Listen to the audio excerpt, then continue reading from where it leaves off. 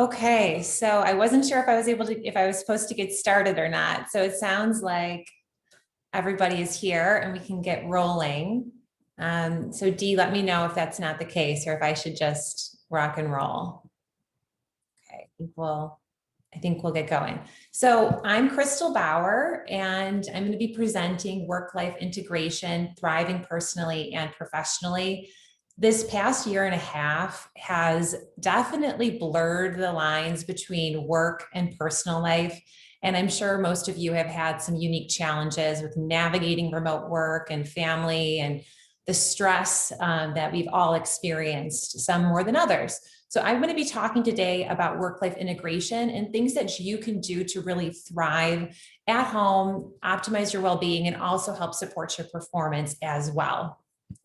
So, like I said, this past year has been challenging, and unless you're Yoda and, like a grandmaster of meditation, you've probably been stressed. And really, well-being and incorporating techniques and different things for your well-being really, I think, is more important now than possibly ever before.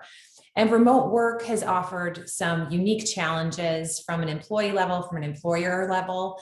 And I'm really curious just where you have been at personally. And I want to make this more of an interactive talk. So I'm going to do some polls, and I would love to know how you have fared over the past year and a half and how you've been doing. And I'm trying to check now to see where my poll is. And let's see here. Dee, can you help me with the poll? Oh, here we go. Okay, perfect. So how have you fared amid the pandemic? And, it's been a walk in the park is one option. There have been challenges, but I'm doing well. It's been hard, but I'm doing okay. Or, it's been a really tough time. So if you could just take a moment and let me know where you've been at, that would be really helpful. Give you a couple moments to do that.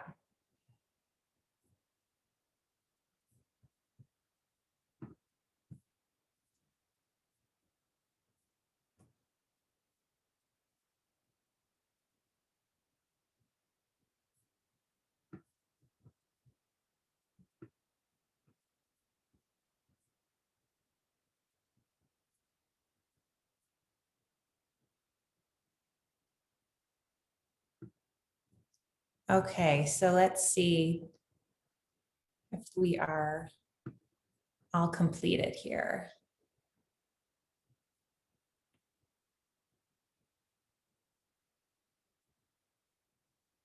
Okay, here we go. So the majority, so we've got 58%. Oh, and you guys jumped ahead and answered, some people answered some other questions. That's okay. So 58% said it has been hard, but I'm doing okay. 32%, there have been challenges, but I'm doing well. 11%, it's been a walk in the park, which is pretty incredible. And then 0%, it's been a really tough time. Okay, so it sounds like everyone at one point or another, or I should say, except for 11%, have had some sort of challenges. Now, what happens when you're under constant stress is your body can get into this fight or flight response. So there's a picture of a lion here because our bodies think when we're under stress that there's an actual threat, even if it's just a perceived threat that's not actually happening in the present moment. Our bodies can respond by releasing cortisol and all these stress hormones like we're about to run from that lion. Now, once in a while, that's okay. We can rebound, we can reboot, our bodies can handle it. But over time, if that stress continues to build up, that's when we really can get into some problem territory there, where you can start having some negative impacts on your physical health, on your mental health, and more. So we're going to be going into some different things that you can do to support yourself, to help build resiliency after all the stress that you've encountered over the past year and a half. So taking a look at what is under your control and being able to take actionable steps to support your well-being is a great place to start. Now, there's going to be situations that are out of your control. And in those situations, what you can do is you can control your reaction to those things. So while you can't always control the situation, you do have control over how you respond. Another thing you have control over is your lifestyle. So we're going to be diving into how can you really optimize your lifestyle to improve your performance, to have more energy, to feel better overall in your life. Now, the first thing that we're going to be talking about is diet. And you're probably like, yeah, I know, diet is important. I've heard this before. But what I really want to stress today is the importance of nutrition, not only for your physical health, but also for your mental health and your focus and your performance. So if you are someone who eats a lot of inflammatory foods, if you gravitate towards the donuts and the French fries and the pizza and chips on a daily, regular basis, this is something that can negatively impact how you feel and also your focus and attention as well. So question, and I think some of you already did this poll, so I'll have to pull it up, or Dee, maybe you could help me. Where's the most of your serotonin, which is your happy neurotransmitter, made? Do you think that most of your serotonin, that happy neurotransmitter, is made in your brain? Do you think it's made in your gut? So I would love to hear get your feedback on that so I can see where you go all at. Okay, 53% think it's made in your brain. 47% say it's made in your gut. Okay, perfect. So, surprise, 90 to 95% of your serotonin is actually made in your gut. And this actually was news to me too before I started working in integrative psychiatry. And I really didn't know this until I had been practicing there and started to talk to patients about this fact. So serotonin, the fact that it's actually mostly produced in your gut, I wanted to share that with you just to plant the seed of how important nutrition is for your overall well-being. So, one other thing, another poll, perfect. How much of your immune system do you think is located in your gut? So immune system or immune health has been obviously very important over the past year and a half. And there's a lot of stress on supporting your immune system. So do you think that 10% of your immune system is located in your gut? Do you think that 50% is located in your gut? Or do you think 70% is located in your gut? And then Dee, if we have that one, are you able to pull that up for me, please?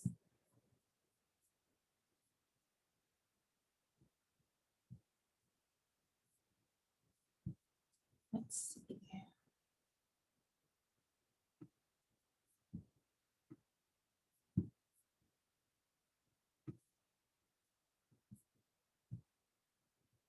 Oh, that one didn't go through. Okay.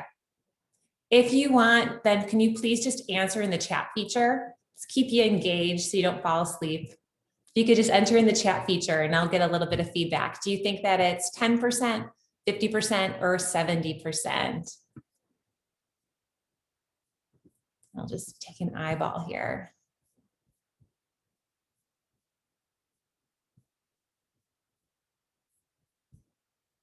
I'll give you guys another 10 seconds to answer.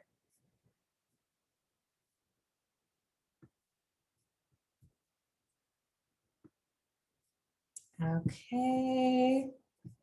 I am impressed. Oh my goodness. The majority of you got this right. Maybe you've taken that well-being course that I worked with Cardenas on. It's 70%. So bravo, I'm impressed. But yeah, 70% of your immune system is located in your gut. So have I convinced you yet that nutrition and optimizing your gut health is important? I hope so, because these are some simple things that you can do and these tweaks that you can make can significantly impact how you feel. So instead of just brushing aside, like, yeah, I know I should eat better, it's really, thinking about the impact that it can have on your energy level, on your ability to do all the things that you really want to do in your life and in your career.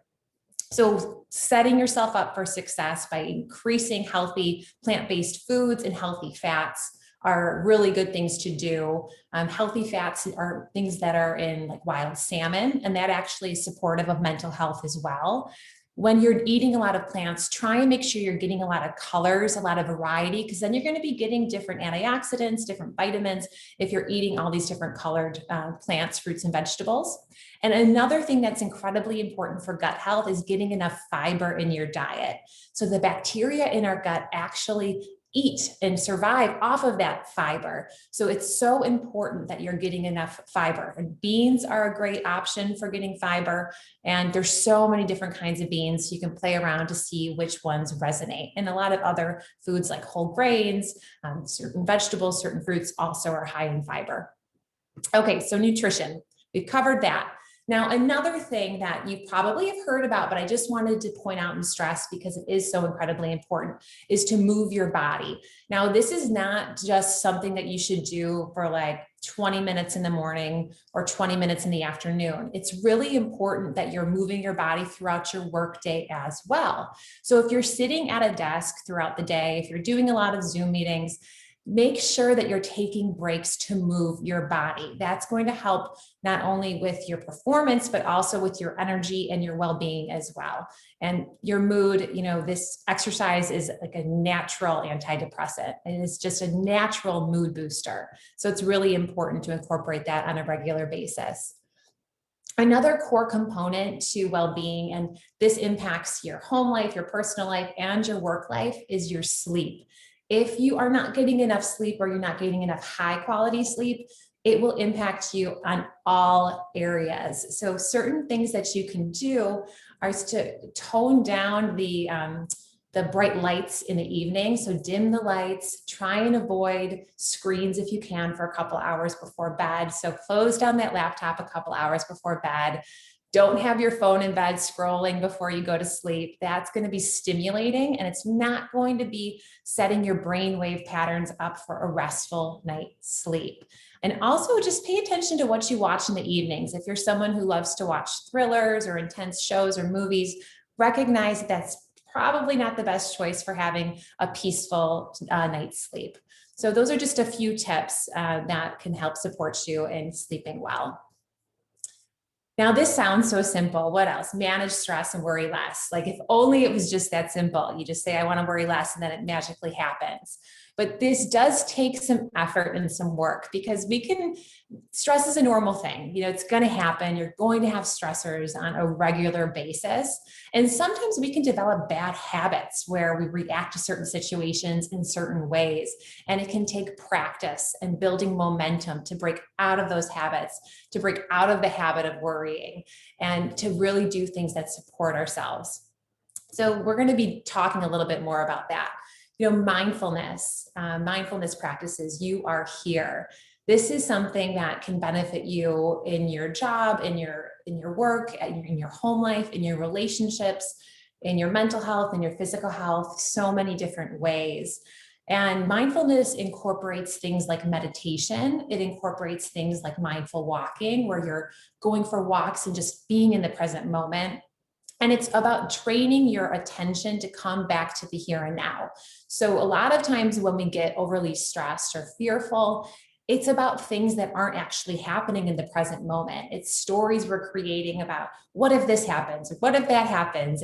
And we can come up with all sorts of different scenarios that are draining our energy, and they're taking away from the enjoyment in the here and now. So recognizing when your mind wanders to future scenarios that haven't happened, or if you're going back to the past with regrets or different things, that is not going to serve you. Coming back to the present moment and anchoring into your breath can be really beneficial. And I want to just briefly talk about Zoom fatigue with this, because mindfulness practices like meditation can be really helpful to do in between these Zoom meetings, which you probably have been having a lot of, because with virtual meetings at an all-time high with the pandemic, you probably have been in front of your screen quite a bit. So there was a new study done by Microsoft, and Microsoft looked at 14 people who did back-to-back meetings for over a period of 2 hours. So they had 4 30-minute Zoom meetings. And what they did is they actually put electrodes and did an EEG, which is measuring brainwave patterns on these people to see what happens to their brains when they're doing these back-to-back Zoom meetings, okay? So what happened is that their beta waves, which are stress waves, increased. Back-to-back meetings, the beta waves increased. The most stressful time for a lot of people was during that transition from one meeting to a next. And then the beta waves accumulated, engagement, parts of the brain that are affiliated with engagement dropped. So performance, probably went down, focus went down, engagement went down. Now, what they did in another group is they had these people take 10-minute breaks after each 30-minute Zoom meeting. So they still had their 4 Zoom meetings, but they took 10-minute breaks in between. With these 10-minute breaks, they did a meditation app. Okay, they used Headspace, but there are so many different meditation apps out there. And what they found is that these people had lower beta waves and they were able to reset their nervous systems, their brain waves were able to reset from whatever stress was built up during those meetings. They also had higher engagement. So if you're listening and you're running a team or you're managing scheduling, make sure that you're providing your employees breaks in between these Zoom meetings, because it really can impact their well-being and it can really impact performance and engagement as well. So that's a mindfulness practice. And there's another mindfulness practice I want to share with you that you can use at really any time to help bring you back to the present moment.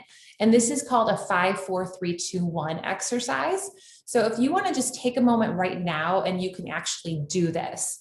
And what we're going to do, you can read it here, but we're going to do 5 things you see, 4 things you feel, 3 things you hear, 2 things you smell, and 1 thing you taste. So take a moment, just take a deep breath. And I want you just to notice, look around you and pay attention to 5 different things that you see and just acknowledge it. And now take a moment to touch 4 different things. So feel 4 different things. And now see if there are 3 things that you can hear, 2 things that you can smell, and then 1 thing that you can taste. If you have a little water, maybe take a sip of water. Okay, so that was a 5, 4, 3, 2, 1 exercise.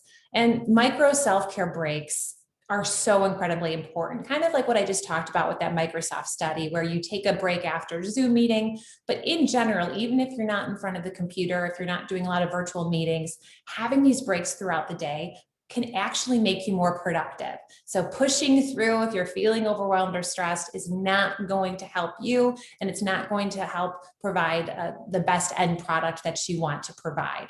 So play around with it, see what resonates with you with these self-care breaks. But the most important thing is that it's not work related. Take a walk, meditate, listen to some music and dance. There's so many different things that you can do. You can doodle, you can draw, you can just go outside and look up at the sky. But whatever it is, do something that takes your mind off of work and helps you focus on something that is totally unrelated. Okay, so that is the micro self-care breaks. And then your breath. Breath is an incredible tool to help ground you to the present moment, to help calm down your nervous system. And there are so many different breathing techniques, but one of my favorites is super simple, and you can use it anytime, anywhere. Now, remember, your breath is always with you. So it's a resource that you have accessible all the time. And the one that I want to share with you right now is called diaphragmatic breathing. And that's a fancy word for saying it's belly breathing. And belly breathing is just breathing with your belly. And that helps calm down your nervous system. And that's something that you can use during a stressful meeting, during a stressful call, or if you're just feeling a little overwhelmed, just focus on your breath, breathe through your belly. So that is just a quick tip that hopefully can help get you through that next stressful meeting that you might face. So the last thing that we're really going to talk about is the power of connection. So whether you're working remotely, if you're in a flexible work environment, if you're back in the office, building connection is so incredibly important. And it does take a little bit of effort. So certain things you can do are making sure you're practicing gratitude, saying thank you to your colleagues and acknowledging them. That means a lot. And also if you're heading up a group, making sure that you're trying to set things aside for your team, whether it be virtual coffees or virtual lunch, something that is not work related where people can connect on different levels. So I just wanted to briefly mention that because that's very important for well-being and for building community. So to recap, we talked about nutrition. I'm super impressed that you guys, most of you knew about that 70% of the immune system in the gut. Bravo. Exercise and sleep, stress management, those micro breaks, which are so incredibly important. And then we also talked about the power of connection. And that is the coming to the end of the presentation. And if you want to learn more about these topics, if you want to dive deeper into the topic of well-being, I worked with Cardenas on a well-being course that you can access. And I hope that you enjoy it. And if you want to learn more about me, you can visit my website, which is www.livegreatly.co. And I also have a podcast where I talk with top CEOs and experts, and it's in the self-improvement space. So feel free to check that out as well. And thank you so much. We have a little time for some questions. If anyone has any questions, let me take a look here. You can just put them in the chat.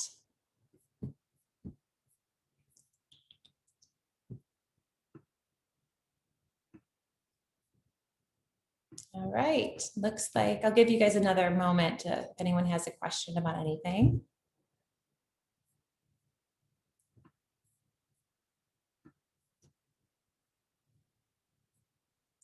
Since we have one question, okay. Let's see.